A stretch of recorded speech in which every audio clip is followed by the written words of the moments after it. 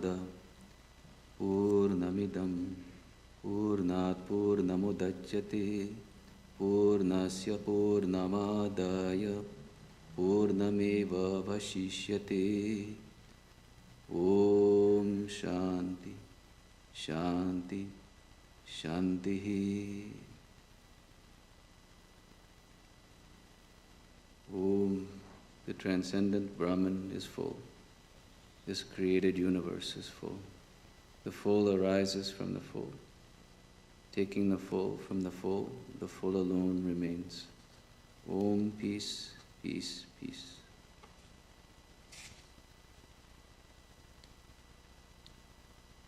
So good morning, everyone. The subject of today's lecture is God alone is real. Many of you will recognize this phrase from the Gospel of Sri Ramakrishna. It is a most remarkable statement, and one he makes at least 27 times over the course of the Gospel. Generally, it appears with a second assertion, that the world is unreal, that all this is impermanent, without substance and without truth. God alone is real can be said to be the central message of the Gospel. To realize God is real is the goal of human life, as he states many times. But the enormity of this idea, just the idea of the realization of God, is overpowering. The idea that God alone is, that he eternally is, that he is the substance of this reality, and that in that reality alone, understanding it, realizing it, lies peace, wisdom, and love. The world apart from that is impermanent, mean, driven by desires and angers and greed. It is, in the words of Sri Ramakrishna, a pickled hog plum, all skin and pits, no flesh, nothing to feed us. But somehow we eat it out anyway, again and again, and we get indigestion. So you saw the title of this lecture, and you probably knew I was going to be speaking about the gospel. You recognize the phrase, many of you. But what it means, we may not know. We nod our heads at this Vedantic truth. But it is hard to accept, because it is not our experience. We take it on faith. We take it because Sri Ramakrishna said it. We take it because intellectually it makes sense that there must be something that is perfect. There must be something which is divine, and it must be everywhere. But in our hearts, in the way we function in the world, it is not so. The world appears to be real, and the God, not so much. The material world is directly perceivable. It is undeniable. We can interact with it. And it may be a pickled hog plum and with all skin and pits, but no flesh, but we still crave it somehow. God, we take on faith.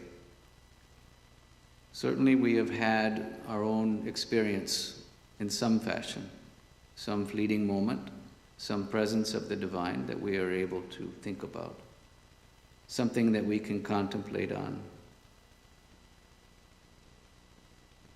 But to accept what Sri Ramakrishna was really saying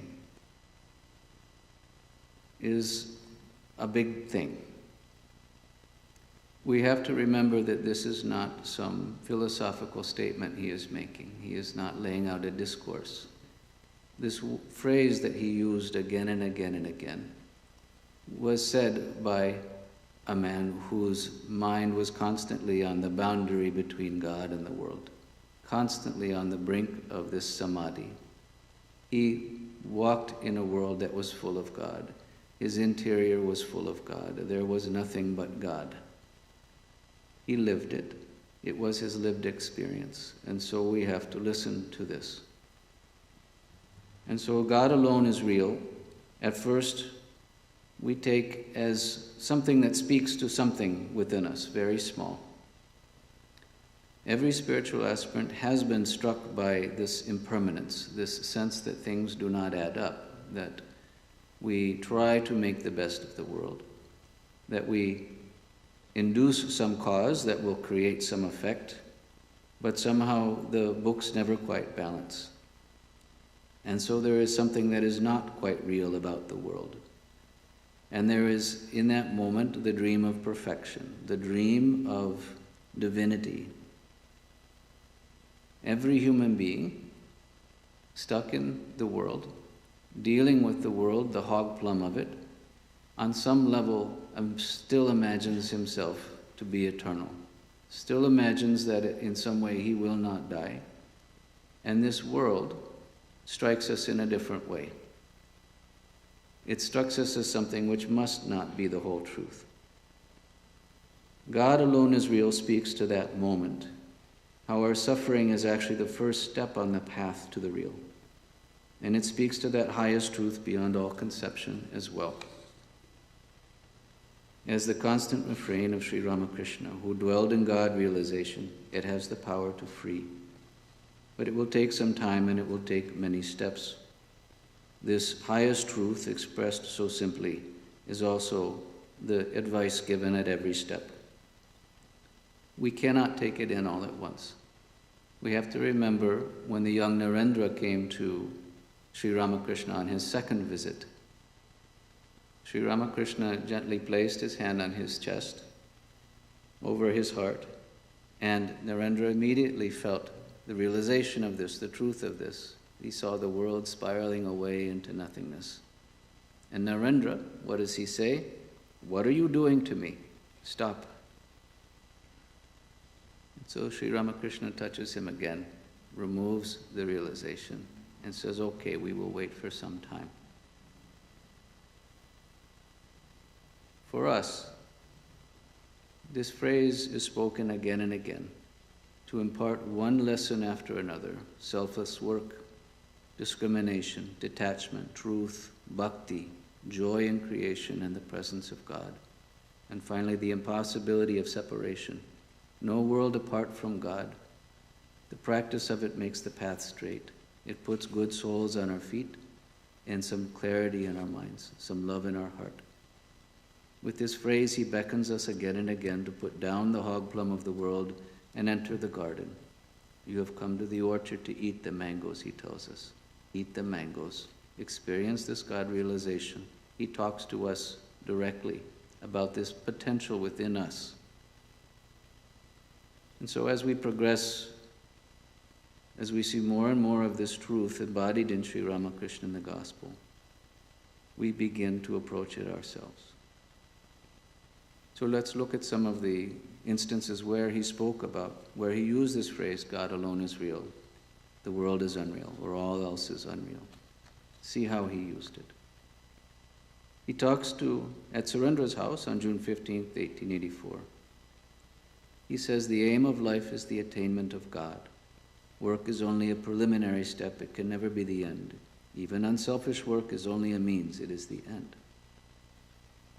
And so he tells a story about Shambhu Malik, who came to him and said, please bless me, sir, that I may spend all my money for good purposes, such as building hospitals and dispensaries, making roads and digging wells. I said to him, it will be very good if you can do these things in a spirit of detachment, but that is very difficult. And so he takes a good impulse, and then he refines it with this phrase. Whatever you may do, you must always remember that the aim of this life of yours is the attainment of God and not the building of hospitals and dispensaries. Suppose God appeared before you and said to you, accept a boon from me. Would you then ask him, oh God, build me some hospitals and dispensaries? Or would you pray to him, oh God, may I have pure love at your lotus feet? May I have your uninterrupted vision. God first and then the world. Shambhu Malik hoped to be a good person, a charitable person. He wanted to help. Good enough for most. For Sri Ramakrishna, living in this state of God realization, he beckoned his devotee higher. And so he says, therefore I say again that work is only the first step. It can never be the goal of life. Devote yourself to spiritual practice and go forward. Through practice you will advance more and more in the path to God. At last you will come to know that God alone is real and all else is illusory, and the goal of life is the attainment of God. In selfless work, something remarkable happens. when we are not attached to the outcome, when we are not engaged in some benefit for ourselves, the great benefit opens up, the possibility of something much, much greater than this. Selflessness, a spirit of detachment, opens room for the possibility of this divine presence that we crave, the possibility of something that is eternal, that something that does have substance, something that is, without a doubt, real. And we begin to look for it. We begin to try to determine what is real and what is unreal, what is eternal and what is not eternal. This we call viveka, or discernment or discrimination. And the Master, again, he describes it very, very clearly, and in a way which we, as Vedantins, will understand very directly. Discrimination is the reasoning by which one knows that God alone is real and all else is unreal. Real means eternal, and unreal means impermanent. Very simple, straightforward thing. You can see him talking to the devotees. There's a question, what on earth does this mean? And he says, real means eternal, unreal means impermanent. He who has acquired discrimination, viveka, knows that God is the only substance and all else is non-existent. With the awakening of this spirit of discrimination, a man wants to know God. It's so straightforward. Our mind chases after this changing world, the impermanent. The quality of viveka brings it to the eternal. And by awakening this spirit of viveka, our yearning for God becomes strong. That's a key phrase. With the awakening of viveka, a man wants to know God. So the definition is not really something surprising. It's hardly unique to Sri Ramakrishna. Shankaracharya says something very similar. Brahma satyam jaganmityeti evam rupa vinishchayaha soyam nitya nitya vastu viveka samudahritaha. Brahman is real and the world is unreal. A firm conviction in this is called discrimination between the eternal and the non-eternal. So what Sri Ramakrishna says is very close. He simply takes the word God and uses it to replace Brahman. We'll talk a bit more about this in a second. And we know he knew this phrase. He says that very clearly. Totapuri taught it to him. And he says, I learned Vedanta from Nangta. Brahman alone is real and the world is illusory. The magician performs his magic. He produces a mango tree which even bears mangoes. But this is all sleight of hand. The magician alone is real. So God alone is real. Clearly echoes, Brahman alone is real, the world is illusory. And he uses this phrase with Brahman in many places, but always to designate the Vedantic ideal, to always talk about the practice of jnana. But when he speaks to the devotees about his own realization and about their own steps in front of them, the word Brahman is replaced with God. Mithya is the word used for unreal in the Sanskrit, and he does use it when he uses Brahman. But he replaces that word with simpler concepts. Mithya is a difficult concept in Sanskrit. It exists in Bengali in the same way. Or in a more colloquial sense, it just means a lie or something like that. And so instead of saying unreal per se, he says that it is impermanent, that it is without substance, that it is not the truth. And so it is simplified in some way. But look at the simple shift that moving from the idea of Brahman alone is real to God alone is real does. When we take a look at the word Brahman alone is real, it refers to a process of negation. It refers to removing everything that is not real, everything that is not eternal. So we say, not this, neti, neti, neti. God alone is real is an affirmation. God alone is real puts this ideal in front of us in a way that shapes how we think of ourselves as well. With this affirmation, there is this seed of truth that takes root and blossoms in the heart of the devotees. There is no over-intellectualizing here. There's no intellectualizing at all. The goal is to realize God. And so as much as this is discrimination, it is also reminding the devotee of this goal. And everything becomes more practical, more relevant, Brahma Satyam is the process of discernment. Ishvara Satyam, God alone is real, is the process of coming to this living experience of God. When we hear these Vedantic ideals, such as Brahman alone is real, often we have an intellectual reaction to them. Brahman, Atman, is something transcendent, something without end, something eternal, something without change. It is very hard to hold in the mind. But when spoken by a man who was dwelling solely in God realization, it is a different thing entirely. And so to try to understand his vision of Viveka, I'll tell one story here that Sri Ramakrishna tells. Many of you will know this story. It says in a certain village there was a weaver, and this weaver was a very pious man, and he would go to sell his goods in the market, on the market day. And he would say, when a customer came to him, they would ask the price, and he would say, by the will of Rama, the cloth, the yarn for the cloth cost 1 rupee. My labor cost 4 annas, and the profit I take for the benefit of my family is 2 annas. And so by the will of Rama, the cost of the cloth is 1 rupee and 6 annas. And so everything was by the will of Rama. The will of Rama this, by the will of Rama that. And so customers would quite happily pay, and they would go, and they would always shop with him because there was no bargaining, there was no deceit. He was loved by all. And then one day, after supper, he is in the worship hall late, and he is up praying and meditating on Rama, and a group of robbers come, and they see him there, and they take him away, they kidnap him, and they say, you will be helping us. And so they go and rob a house, and he's standing there, and they come out with the goods, and they put the stolen goods on his back and say he's to carry them. And as they're walking away, the police come. The robbers all run away, and this man is left holding all these goods. And so the police take him, and they lock him up. They put him in the holding cell for the night. In the morning, the villagers hear about this, and they say, this is not possible. This man is incapable of such an act. He wouldn't do these things. So they go to the police station and quite angrily remonstrate with the magistrate, saying, this cannot be the case. You have to see what happened. There's some mistake here.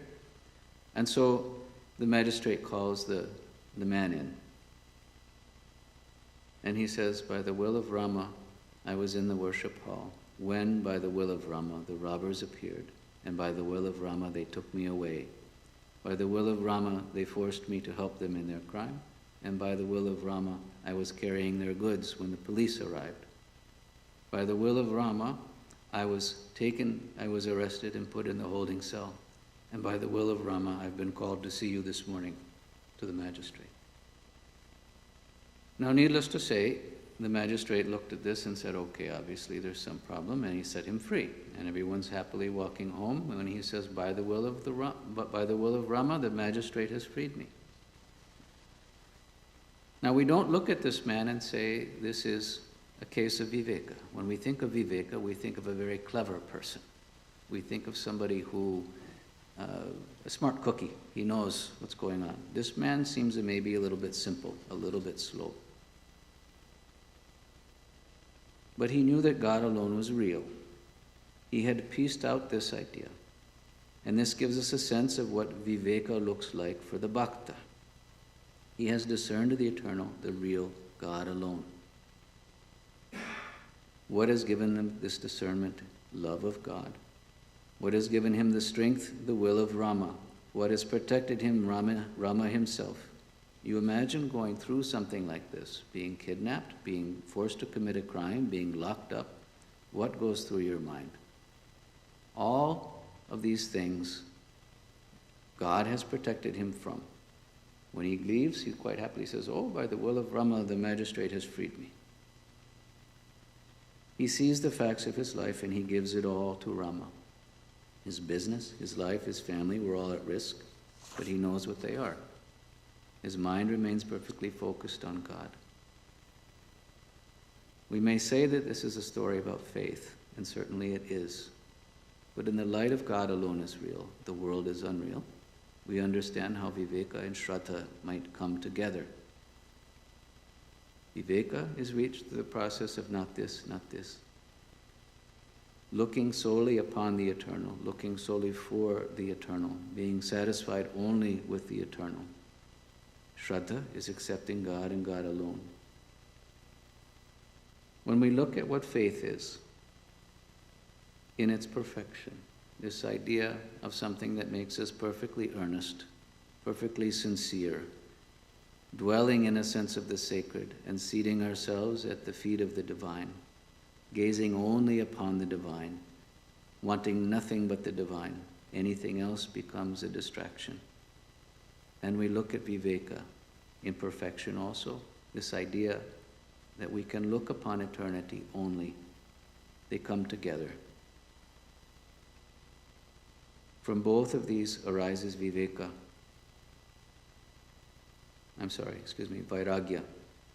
dispassion for the world, dispassion for what is unreal. And so he talks about this many times. Sri Ramakrishna says, the truth is that God alone is real and all else unreal. He says this over and over and over again. When you go back to read it later, you'll see this phrase in all kinds of places. Men, universe, house, and children, all these things are like the magic of a magician. The magician strikes his wand and says, come delusion, come confusion. Then he says to the audience, open the lid of the pot and see the birds fly into the sky. But the magician alone is real, and his magic is unreal. The unreal exists for a second, and then it vanishes. Thakur doesn't coddle us here. So many times devotees have difficulties, difficult lives, difficult problems. His message is always one of dispassion. Look carefully at the things you hold dear, family, friends, our own bodies and minds, and see them as impermanent and unreal. They pass away like a dream. We have seen our hopes crushed, our lives' plans destroyed in a moment.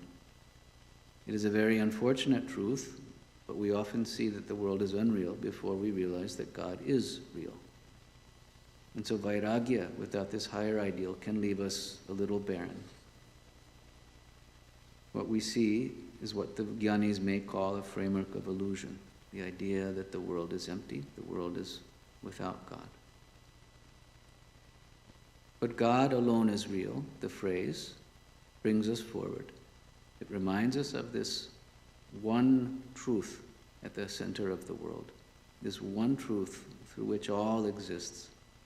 And so he doesn't finish by simply saying that everything is unreal, everything is impermanent, do not get attached to it.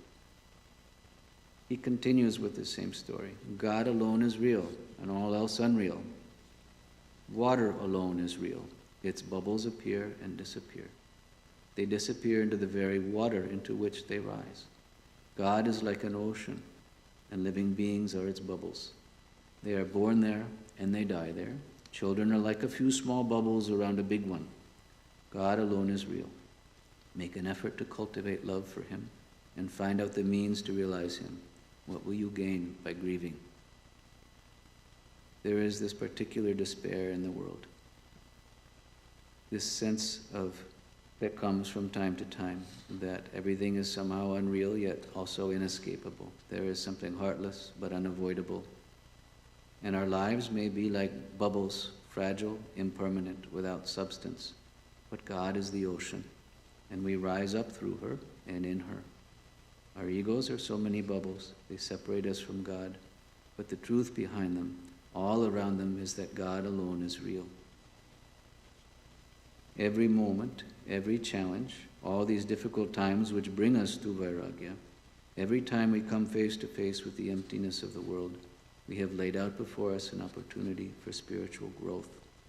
God alone is real, draws us to that. We may not feel it yet, but we can cover everything in the Lord as a practice.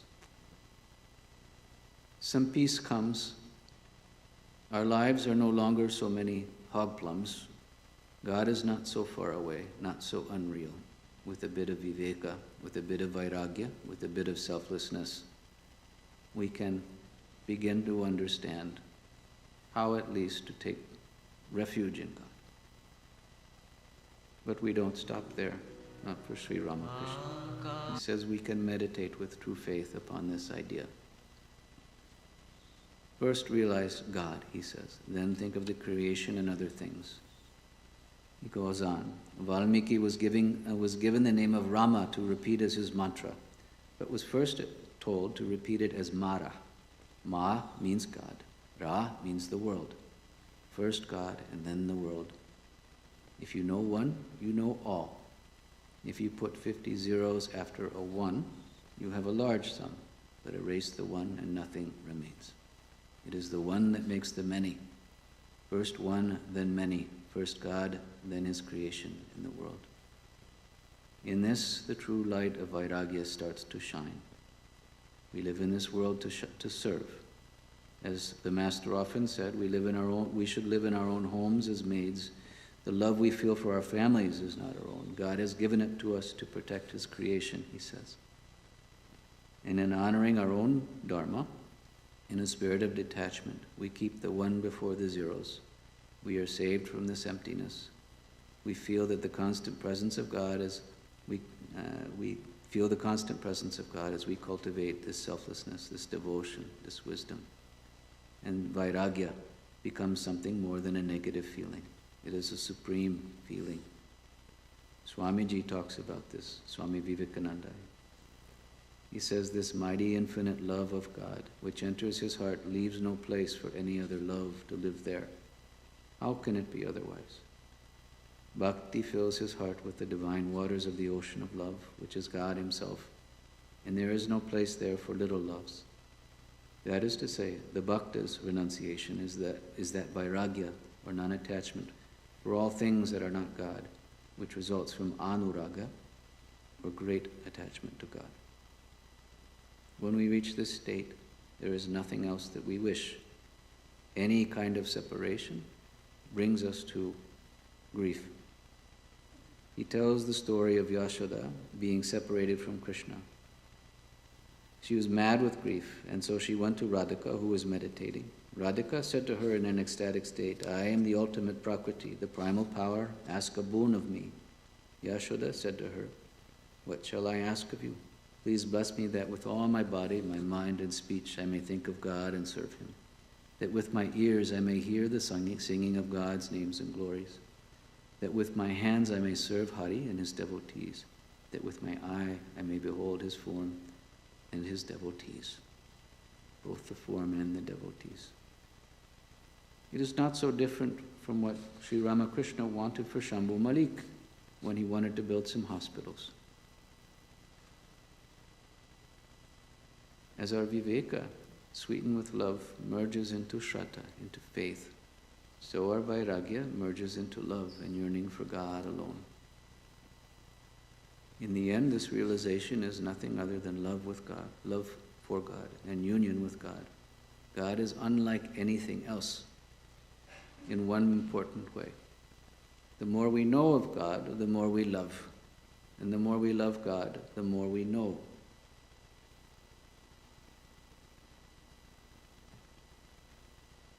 So who said all these things? What is the nature of Sri Ramakrishna? We can't really understand that. There is a mystery there, a holy thing.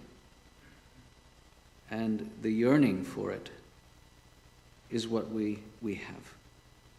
We cannot describe Sri Ramakrishna. We cannot really explain Sri Ramakrishna. We can't build a philosophy out of Sri Ramakrishna.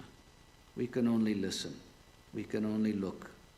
We can only try to follow what he says. But there's certain things that we can gain from what he says about himself. And so he talks about this separating the unreal from the real, looking upon God and looking upon the world, and separating out the two. So he describes his state as a paramahamsa. What is the definition of a paramahamsa that he gives here? A paramahamsa is always conscious that God alone is real and all else is illusory. This defines the paramahamsa. The swan, only the swan has the power to separate milk from a mixture of milk and water. The swan's tongue secretes an acid that separates the milk from the mixture. This is something I don't know if there's something real to this or not, but it's the folk tale. So the swan is able to separate the milk from the water if you have a mixture of the two. The Paramahamsa also possesses such a juice. It is his ecstatic love for God that separates the real from the mixture of the real and the unreal. Through it, one becomes aware of him and sees him. Thakur could see God as real as you and me. We can hardly comprehend the mystery of this. And it's best not to analyze it, but we can contemplate things he said. So I'll talk a little bit, just reading from the entry for Sunday, March 2, 1884. Thakur says, all doubts disappear when one sees God. It is one thing to hear of God, but quite a different thing to see him. A man cannot have 100% conviction through mere hearing. But if he beholds God face to face, then he is wholly convinced. Formal worship drops away after the vision of God. It was thus that my worship in the temple came to an end. I used to worship the deity in the Kali temple. It was suddenly revealed to me that everything is pure spirit. The utensils of worship, the altar, the doorframe, all pure spirit. Men, animal, and other living beings, all pure spirit. Then like a madman, I began to shower flowers in all directions. Whatever I saw, I worshipped. One day, while worshipping Shiva, I was about to offer a bell leaf on the head of the image when it was revealed to me that this Virat, this universe, itself is Shiva. And after my worship of Shiva through the image and after that, my worship of Shiva through the image came to an end. Another day I had been plucking flowers when it was revealed to me that the flowering plants were so many bouquets. At this point, Trailokya butts in and says, how beautiful is God's creation. The Master says, oh no, it is not like that. It was revealed to me in a flash. It was shown to me that each plant was a bouquet adorning the universal form of God. That was the end of my plucking flowers. And he goes on, I look on man in just the same way. When I see a man, I see that it is God himself who walks on earth, as it were, rocking to and fro like a pillow floating on the waves. The pillow moves with the waves, it bobs up and down. It is God himself who walks on the earth. It is this eternal truth, and it is also as fragile and impermanent as a pillow floating on the waves. He goes on, the body has indeed only a momentary existence. God alone is real. Now the body exists and now it does not. Years ago, when I had been suffering terribly from indigestion, Hridai said to me, do ask the mother to cure you. I felt ashamed to speak to her about my illness. I said to her, Mother, I saw a skeleton in the Asiatic Society Museum. It was pieced together with wires into a human form. Oh, Mother, please keep my body together a little, like that, so that I may sing thy name and glories. Here is his incarnation, praying to God to keep his human form together so that he may love God. For this man, all is God. Nothing is apart from God. The Bhagavan is God. The Bhakta is God. All is God, and God alone is real. He talked about this move from negation to affirmation. He said, God alone is the master. Again, he is the servant. He is the one both praying to God to hold together the body, like a skeleton he saw with wires holding it together. God alone is the master, and again he is the servant. This attitude indicates perfect knowledge. At first, one discriminates, not this, and feels that God alone is real and all else is illusory. Afterwards, the same person finds that it is God himself who has become all this, the universe, Maya, and the living beings. First negation, and then affirmation. This is the view held by the Puranas. A bilva fruit, for instance, includes flesh, seeds, and shell. You get the flesh by discarding the shell and seeds. But if you want to know the weight of the fruit, you cannot find it if you discard the shell and seeds. Just so, one should attain Satchidananda by negating the universe and its living beings. But after the attainment of Satchidananda, one finds that Satchidananda itself has become the universe and the living beings. It is of one substance that the flesh and the shell and seeds are made, just like butter and buttermilk. We have satisfied ourselves with this hog plum of the world, a bit of skin and pit that leaves us with indigestion. We chase after happiness where it cannot last. Our own minds, our own sufferings and distractions tell us clearly that this world does not stand on its own. We see the impermanence in the world because there is something eternal in the heart of us. God alone is real, calls us back to that eternity, that world consisting of nothing but God. Every step an opportunity for spiritual advancement, step by joyous step back to this reality. Sri Ramakrishna tells us God alone is real. Perform your actions with a spirit of detachment. God alone is real. Develop your mind to see the eternal clearly. God alone is real. Put aside childish things. Put your faith in the eternal alone. God alone is real. Meditate upon that real. God alone is real. Yearn for Mother. Yearn for God alone. Do not accept the hog plum. Seat yourself at the foot of truth with sincerity, with earnestness, and a sense of the sacred. The world viewed apart from God is illusory. God alone is real. One more time, in the words of Thakur, the one thing you need is to realize God. Why do you bother so much about the world, creation, science, and all that? Your business is to eat mangoes. What need have you to know how many hundreds of trees there are in the orchard, how many thousands of branches, and how many millions of leaves? You have come to the garden to eat mangoes. Go and eat them. Man is born in this world to realize God. It is not good to forget that and divert the mind to other things. You have come to eat the mangoes. Eat the mangoes and be happy.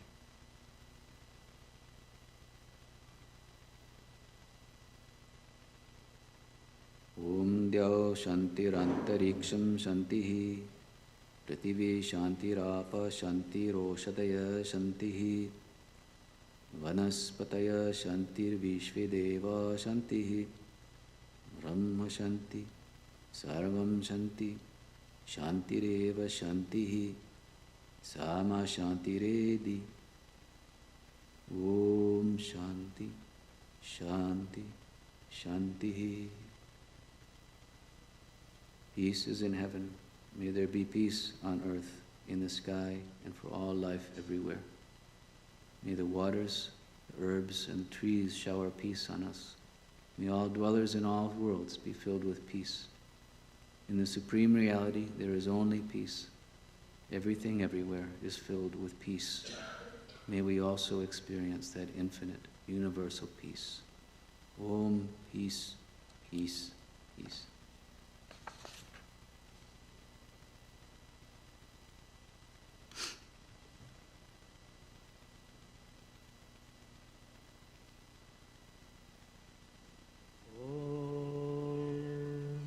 स्वस्ति प्रजाभ्यः परिपालयन्तां न्यायेन मार्गेण महिं महिषाः गोब्राह्मणेभ्यः शुभमस्तु नित्यं लोकाः समस्ताः सुखिनो भवन्तु काले वर्षतु पर्जन्यः पृथिवी सस्यशालिनी देशोऽयं क्षोभरहितः ब्राह्मणाः सन्तु निर्भयाः ॐ सर्वे भवन्तु सुखिनः सर्वे सन्तु निरामयाः सर्वे भद्राणि पश्यन्तु मा कश्चित् दुःखभाग् भवेत् ॐ शन्नो मित्रश्यं वरुणः शन्नो भवत्वर्यमा शन्न इन्द्रो बृहस्पतिः शन्नो विष्णुरुरुक्रमः नमो ब्रह्मणे नमस्ते वायो त्वमेव प्रत्यक्षं ब्रह्मासि त्वमेव प्रत्यक्षं ब्रह्म वदिष्यामि ऋतं वदिष्यामि सत्यं वदिष्यामि तन्मामवतु तद्वक्तारमवतु अवतु माम् अवतु वक्तारम् ॐ शान्ति शान्ति शान्तिः